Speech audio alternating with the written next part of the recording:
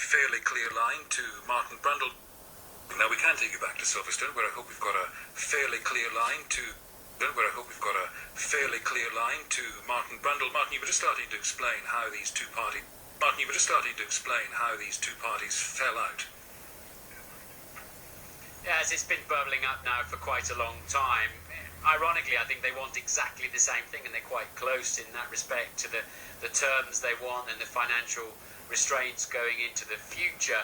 But the key players, the power brokers here, have entrenched themselves in very clear positions, and they're miles apart in that respect. And given that they do want the same thing, this is clearly more about power and money, and they keep using the word governance, the team do, that they're not happy with the way that Formula One is run and that the rules are forced upon them sometimes. Max Mosley says, look, we run this business and we'll run it our way. And we've ended up in this position, which is very uncomfortable. Many people in the paddock here are saying to me, isn't this just the way it goes? They're taking positions in the negotiation and they'll find some middle ground. But I don't think so here. This is much more serious, and the void is much bigger than I've ever seen before, by some margin. And do you think Max Mosley is hoping to pick off some of the rebels? In the clip we heard earlier, he was talking about maybe losing 1, 2 or 3. He doesn't seem to think he's going to lose all 8.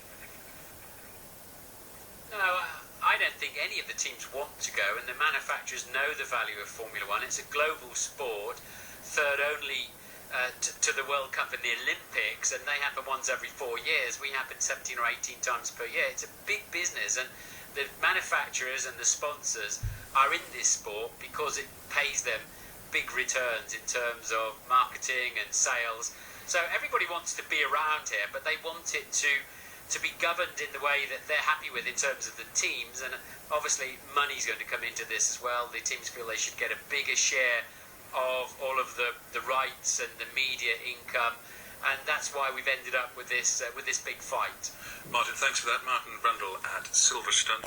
Bahrainians to believe the election result.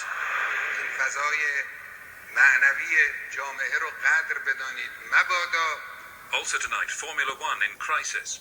Always with these things, in the end, there's a compromise, because they can't afford not to run in the Formula One World Championship, and we will be very reluctant to have a Formula One World Championship without them. Later, hello. World Championship, and we will be very reluctant to have a Formula One World Championship without them. Later, hello. Just as you might expect Formula One to be obsessed with the British Grand Prix this weekend, instead, it's worried about its future. 8 of its major teams have threatened to break away from next season. The commercial rights holder of Formula One, Bernie Ecclestone, appeared unconcerned earlier. I haven't seen it. They've announced that they want to form a breakaway series next season. What's your thoughts on that? I haven't thought about it. Are you worried that this is a crisis for Formula One? Honestly, I don't worry about anything. Can you see a resolution to the row between the FIA and FOTA? Well, I don't know what the problem is, to be honest with you. They say it's a problem about budget cuts and budget caps. I mean, do you think there will be a resolution? I have no idea. Speak to Max. James Monroe doing his best with Bernie Ecclestone. Leading the rebels was Fernando Alonso, the former world champion who now drives for Renault. Leading the rebels was Fernando Alonso, the former world champion who now drives for Renault. They didn't find a solution, so, it's the way it is. Sad news, but life will keep, going, and the new series will be very attractive. So we will have the best teams, the best drivers, so everything stays the same. Maybe not the name of Formula One, but another name. Formula One is finished. Will be Cosworth engine, a standard engine for everybody, small teams and no drivers. So this is not the Formula One that people want. So new series will be the new Formula One. Fernando Alonso saying Formula One is finished. Later this afternoon, the International Motoring Federation, the FIA, appeared to up the ante when it issued legal proceedings against the Formula One Teams Association, FOTA. But the FIA President, Max Mosley, seemed a bit more relaxed about things when he spoke to the BBC in the last hour or so. Always with these things, in the end, there's a compromise, because they can't afford not to run in the Formula One World Championship, and we will be very reluctant to have a Formula One World Championship without them. I'm talking about the 8 teams there. I think some of them will disappear because some of the manufacturers are going to look at the amount of money being spent and the measures they're having to take within their companies and people being laid off and accepting government money to keep everything going. And they're going to find it very difficult to go on pumping hundreds of millions into Formula One. So I think we'll probably lose one or two, maybe even three manufacturer teams. So we need new teams to make up the space.